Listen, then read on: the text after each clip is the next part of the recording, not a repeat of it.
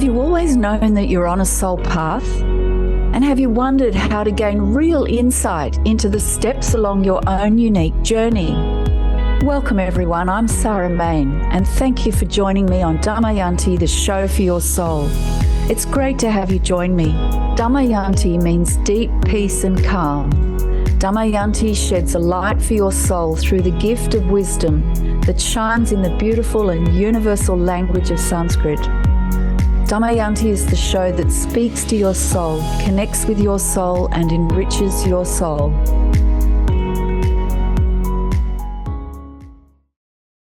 Hey everyone, welcome along. Welcome to Damayanti, the show for your soul. I'm Sarah Main, and it's great to have you listening and watching. And today I'm going to be talking about belief drives action. Belief drives action. So let's get our hands on the levers of power. Belief is the driver of action. So what does that mean? There are two things I'm going to talk about in this show, and that's that there are core values and there are positive attitude, and underpinning our belief, part of our belief, where our beliefs come from, is based in our core values, what's really important to us, and a positive attitude that is essential, fundamental, critical. So belief drives action. And so let's consider core values for a minute.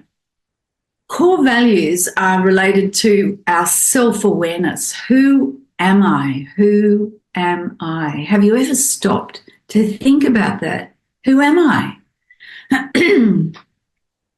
It's such an important question, and it's a question that's everywhere. I mean, people do ask it all the time, but have you taken the time, have you gifted yourself the time to sit down, take a quiet moment and just ask, who am I?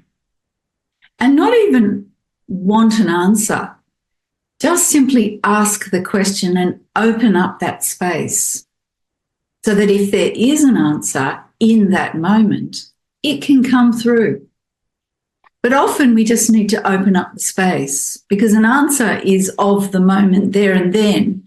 But we could ask the question later on and a different answer would come. It doesn't mean you're a different person, but a different aspect. There's no one answer that's forever the right answer. There's just the answer that's perfect in that moment. But you don't need to worry about an answer with a question like, who am I? And that's the ultimate, the basis of self-awareness. And self-awareness is where we find our core values. And our values are really fundamental to belief. And this is what drives our actions every single day. So if you want to make change in your life, you need to actually come to grips with this. You need to actually address it, give it some time. And so the first question to ask is, in relation to values, is what is of highest importance to me? What is of key importance, of highest importance to me? And like I say, you can think about these things as you're going about your daily life, but you may need to ultimately sit down with your journal, make a nice cup of coffee or a cup of tea, and sit down with your journal and think about these things. Maybe do a little meditation, awareness meditation, come to some inner calm and peace and gift yourself this space. What is of highest importance to me? And this is how we get in touch with what's of real value to us, of core value, of chief importance. Because in Sanskrit, one of the things about when you look up values is it actually guides you to consider that which we honour. And that's a really interesting thing. Think of a really loved house guest that is coming to stay. It could be a friend or a family member, someone that you really, really honour and you welcome into your home and you put out your best things for them and you want them to have the best experience. And that is welcoming in that which you honour, right? Well, with our core values, It's what we honor in our heart. That is our core value, what we honor. We give our best to it. We give our life energy to that. We give our love to that. That's why it drives action. It's actually what we love, bizarrely. It doesn't always seem like that, but that's the truth. So core values are more important than most people realize. Just understanding that. And if you can articulate them, what are my 3 to 5 core values? So it could be freedom, kindness, generosity, courage, magnanimity. The list is endless, really. But formulating what is really, really important to me and what is of highest importance to me, and this will be in line with who am I?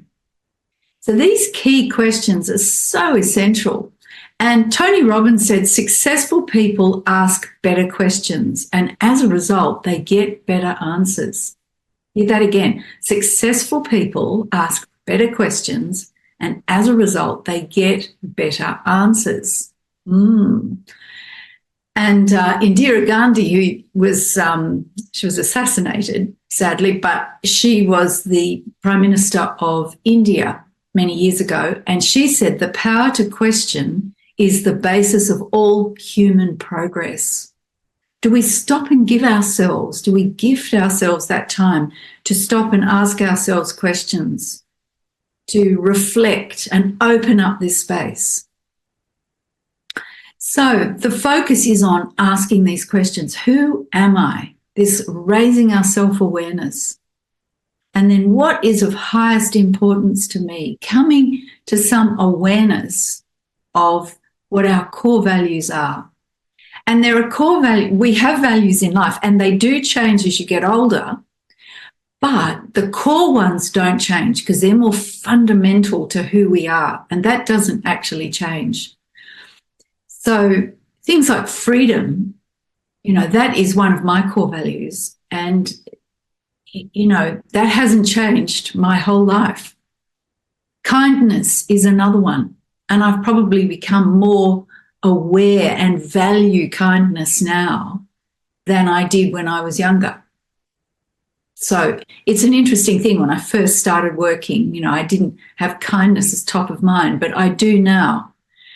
And I know my mother was big on kindness, and I never really sort of got her emphasis on it until I've sort of woken up and I think, she was onto something, but it's important to me.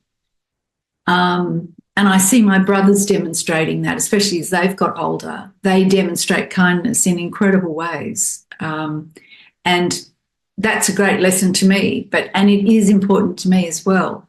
Courage is another one. Having the courage to take risk. If you're an entrepreneur, you need that courage to step out of your comfort zone and take that risk. So belief drives action. At the foundation of that, we're talking about core values, self-awareness. Who am I? What is of highest importance to me? And, one of the key practices in working from our core values and discovering our core values is being self-aware and self-connected. All right? Being self-aware and self-connected. So questions like, think of Tony Robbins, successful people ask better questions, and as a result, they get better answers. Think of things like, am I aware of myself now? Right? You're doing your work, you're at work, you're at home doing some housework or something, you're driving to work, you're dealing with the kids, you're talking to a co-worker, whatever it is. All right, think the practice is being self-aware and self-connected. This is related to your values, and your values are related to your belief, and belief is the driver of action. So questions like, am I aware of myself now? Does that bring you into the present moment? Give you different choices, give you the space to choose, to respond rather than react. Another question, am I present now? That's a great question. Am I present now? If you find yourself drifting off, am I present now? Use questions. Another one, what are my 3 to 5 enduring core values? Ask those questions and let that question work. You may not know straight away. You may need time to let that evolve. What are my 3 to 5 enduring core values? If you're clear on them, write them down. Don't forget them. Remind yourself until they become more front of mind in your daily life. It will change your life experience to be connected with them. What are my 3 to 5 enduring core values? When I really keyed into the fact that freedom was my number one core value, it changed how and I was teaching at the time, it changed how I related to the kids and my colleagues and the work I was doing. Changed a lot of things, actually, because then I saw my expectations of how things should be. You know, you want it to be a certain way, was actually in contradiction to freedom. So it's freedom. I can't require that of other people. All I can do is be free myself, and in situations choose freedom and give freedom to everyone else. So give freedom to be who they are and not require them to be different from who they are. And that's quite, actually, it sounds easy to say those words, but it's actually takes some work and awareness, because you see where you have these requirements that people be different from who they are. And that puts a condition on loving them rather than loving them unconditionally. They have to be they have to be different from who they are in order that you'll love them. So to release all of those requirements and all those limits and just go with freedom, that takes a much more bolder approach, and that takes courage. So that's another one, courage. And so once I started really keying into core values for me, my enduring core values, it did shift.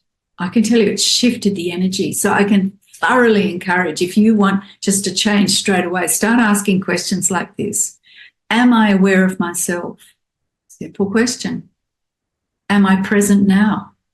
What are my 3 to 5 core, enduring core values?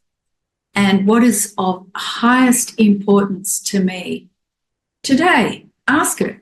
What is of highest importance to me? And I can guarantee it won't be some physical object. It will be some level of awareness, some consciousness. There'll be some deeper connection, a soul connection, a true connection. And that will be actually what's of highest importance to you. So these are the core values. These are the getting into our core values and understanding that this drives our action. If we're really connected with this, we will actually perform differently each day. We will have different priorities each day.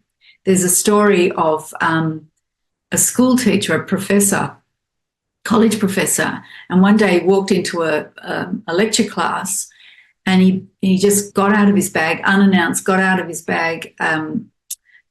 a container, a glass container, and then he got out some big stones. He got out some big stones and put them in right up to the top of the container, and he turned to his class. They had no idea what was going on. And he said, "Is this container full?" And they said, "Yes." So then out of his bag, he got out some slightly smaller stones and started pouring those into the container. And of course, the smaller stones went in and around the space surrounding the big stones in the container. You can visualize this if you're hearing me. And filled up all the space to the top of the container. And he said, "Is this container full now?" And of course, now the students sort of realized, and they said, "Oh, yes, it's full." So then he got a bag out of of sand and poured that into the container. And of course, the sand went in and around all the tiny spaces in between the huge stones and the smaller stones, and now filled up the container right up to the top with this sand. And he turned and he said, now, is that important? Is that full? Is that container full? And they said, yes. And he said, so what's the lesson here? And he gave them time to think. And then he said, this is our life, this container. And he said, and those big stones are the things of highest importance. They're the most important things in our life. And we get them first. We get them in our lives first. So this is what you value. These are your loved ones, your core relationships, the things of most highest importance to you in your life. You get them in first. Then the space around all of that that's left, and there is space, then you fill it with the next thing, which may be your job, maintaining your house, all of those things. There are daily maintenance of life, keeping body and soul together, those sorts of things. And then he said, and then all the other stuff, your social media time, your this and that, all the other sort of peripheral, ephemeral, superficial stuff is the sand, and that gets fitted in all around everything else after you've got the core bits in place. And that is a really fantastic analogy, and it's a lovely story of prioritizing what's of importance to us. And that comes back to, who am I? You need to ask those questions. Who am I? Being self-aware and self-connected. Am I present? What's of highest importance to me? What are my values? And this is how we start making a really important change in our life. So then, from there, great. Now we need to talk about a positive attitude. And that's not just happy talk, like happy thoughts. It can be. But this is being open to the possibilities and opportunities here and now. And a positive attitude leads you to that. Being open to the possibilities and opportunities here and now. And sometimes it doesn't seem like there are any opportunities and possibilities. We're closed in. All right. So this is positive attitude is choosing optimism and strength and openness. It's actually selecting it. Think if I offered you a cup of tea and a cup of coffee, you choose which one in that moment. Well, we choose optimism because sometimes it doesn't come naturally. Sometimes situations, if we're just determining our attitude, and attitude is very powerful and important, it's the whole framework, it's the lens through which we see and experience things.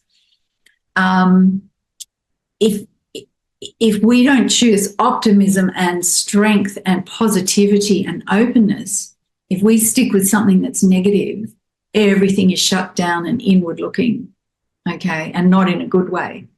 So the core values and the positive attitude, they go together.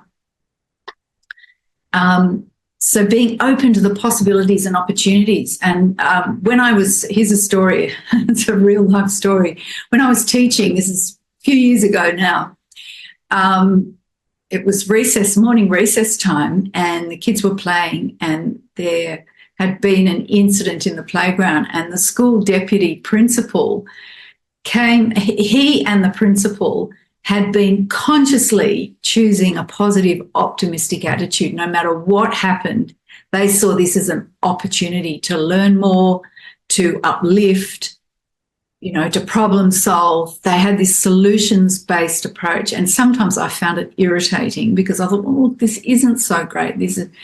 But they would say, great, we've got an opportunity. So anyway, I was standing next to the principal at recess and the deputy out in the playground and talking about something. And the deputy came towards me and came towards us, and he was grinning, and he said, well, it appears we have another opportunity. And he burst out laughing. And what he meant by that was there had been an incident in the playground. Someone had done something and it had not been a wholly positive outcome at the time, and they had to go and deal with this. And but he came and didn't say, oh, God, there's been another problem. He came and said, well, it appears we have another opportunity. And then he laughed his head off. And the two of them walked off to deal with it. And it was handled, of course, and resolved. But at that time, I had this sort of aha moment. I thought, great. They didn't just layer it with this is negative. They came at it from this is positive. So, and it was another great moment of learning for me to see that in action. So a positive attitude is so crucial. And okay, so successful people ask better questions, and as a result, they get better answers. So what questions can we ask when we're talking about a positive attitude? We're talking about choosing openness, optimism, and strength in our approach to the world and to ourselves, all right? So ask questions like, is my attitude positive? Like right now, if you're not feeling so upbeat and optimistic, so is my attitude positive? Sometimes the attitude can just be like bland, grey, because we're not actively choosing positive, okay? And like I say, this is not just happy talk. You can see this is always there's an opportunity. That is a positive outlook. Am I open to the potential of this moment? Because every moment is so full of potential. Do I feel grounded, strong, and creative? Because every moment in this potential of the present moment, we need to be grounded, connected to ourselves, connected to what's important to us, strong, ready to take on whatever comes, and creative, coming up with solutions, okay? And am I taking ownership of my life? Or is life just kind of happening to you? So these are important things, and this is all related to positive attitude, believe it or not. So we have core values and positive attitude. And I've been talking about it in sort of general terms and getting at some specifics and asking key questions. So let's revisit these questions again. Core values. Am I aware of myself? Because the key practice of core values is being self-aware and self-connected, okay? And this is your higher self. This is your best self. Am I aware of myself? Am I present now? What are my 3 to 5 enduring core values? What's of highest importance to me? Successful people ask better questions, and as a result, they get better answers. And believe you me, successful people ask questions like this. Okay, and then on top of that, or resting from and arising from these core values is a positive attitude, and your attitude is the lens through which you view and experience the world. So choosing openness, optimism, and strength, and in your approach to your life, to the world, and yourself. Okay, choosing it as often as you can. Is my attitude positive? Ask better questions. Is my attitude positive? Am I open to the potential of this moment? Do I feel grounded, strong, and creative? And am I taking ownership of my life? So when you're feeling bored and, oh God, ask one of those questions. Am I open to the potential of this moment? Shift it around, switch it up. And these are the ways we actually make a difference. Make a difference. Successful people ask better questions, and as a result, they get better answers. This is Tony Robinson, and boy, oh boy, has he got runs on the board to prove that this is true. And the power to question is the basis of all human progress. That was Indira Gandhi. She was Prime Minister, female Prime Minister of India. Female Prime Minister, unusual back in the day when she was Prime Minister. So you need to be bold and fearless to keep asking better questions as you proceed through your life and your soul path. Okay, and as I keep remembering at the end of my shows, and I keep reminding you, studies have shown, the National Science Foundation did studies, and an average person thinks about 60,000 thoughts a day.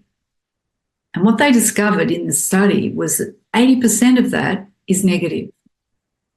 Okay? And out of that 80% of negative thoughts, 95% of those are repetitive thoughts. So we're repeating negative thoughts more than we're thinking positive things. That's on average, the average person. Okay, so we're thinking negative way more than we think positive thoughts. So in order to switch that round and form a new habit, we need to make a conscious effort, conscious intention. Okay, and it takes memory, a conscious, deliberate repetition. And we need to do this 12 to 15 times a day for 28 days. 12 to 15 times a day for 28 days will form a new habit. Okay, and I've been talking about core values and a positive attitude, just for starters. Okay, so, and remember, the Bhagavad Gita said no effort on this path is ever lost. So even though you might forget, every time you remember, that effort will never be forgotten and won't be lost. So, but to support that, we need energetic reminders, we need memory supports, and we need good company. And I started Damayanti for Your Soul just for that. So if you go to my website, damayanti.store, that's damayanti.store, Damayanti, damayanti.store. There's all my podcast archive there. Try and say that quickly, archive there. You can sign up for the newsletter and get reminders. There's a blog post there. There's a whole blog with tons of good articles there. And you can purchase jewelry like this. This has got the Sanskrit on it that says Shakti, which is divine energy. And that reminds me of that connection to divine energy, universal soul energy. I have an Etsy store, All Things Eternal. And I'm on social media, on Facebook, Instagram, and YouTube. And connect with me. Find some good company. Start supporting your memories so that you can be connected to your core values and choose a positive attitude and live the best version of yourself in the best life that you can. And you'll uplift others as you go along. And as always, I finish my shows with a beautiful, uplifting Sanskrit prayer, which reminds us of the fine vibrations that connect us to who we really are. So thanks for joining me today, and I'll finish with this beautiful Sanskrit prayer.